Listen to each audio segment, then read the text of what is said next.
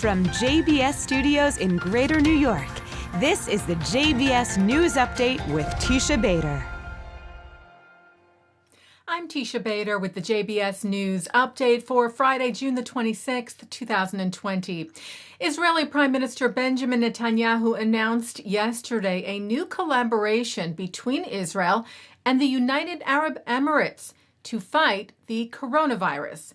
Netanyahu said this cooperation will be in research and development and technology, fields which could improve the health security of the entire region. He said this is the result of continuous and intensive contacts over the past few months, calling it a blessing for many in our region. Emirati state news agency WAM later said that two private companies in the UAE signed an agreement with two companies in Israel to develop research and technology to fight COVID-19, adding as a result of the pandemic's spread worldwide, it is imperative to place the protection of humanity at the forefront of global action to overcome this unprecedented crisis. Israel's health ministry confirmed that companies from the private sector in the UAE will sign with Israeli companies for the effort. Director General Chezi Levy said scientific and medical cooperation bridges historical and political challenges in the region. Israel and the UAE do not have official diplomatic ties.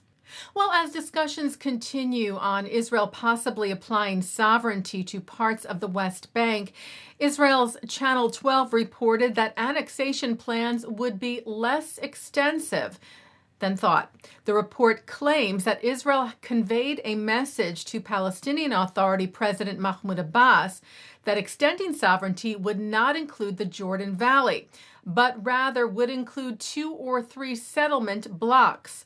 The report, which cites an unnamed senior official in Ramallah, has not been confirmed. It does echo another report from the Conf public broadcaster earlier this week that in a closed-door meeting, Israel's Foreign Minister Gabi Ashkenazi is said to have said that he assumed that any annexation would not include the Jordan Valley.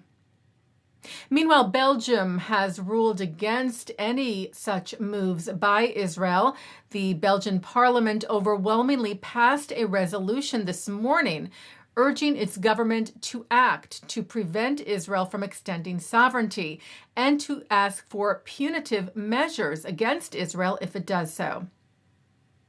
A city in Spain has ruled against BDS, the Boycott, Divestment and Sanctions campaign that seeks to delegitimize the State of Israel. The Second Administrative Appeals Court of Valencia nullified a resolution from 2016 by nearby town Vinalesa.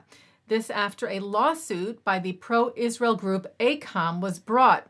The resolution had declared Vinalesa a partner of BDS and an Israeli apartheid-free zone.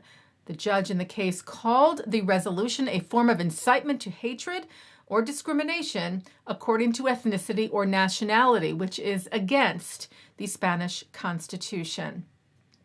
The Conference on Jewish Material Claims Against Germany, or the Claims Conference, as it is known, has named a new leader, Gideon Taylor, who served there previously. Taylor is presently chair of operations for the World Jewish Restitution Organization. He is expected to be appointed as president of the Claims Conference next week, replacing Julius Berman, who is stepping down. Taking a look now at our programming for tonight on JBS for Friday, June the 26th.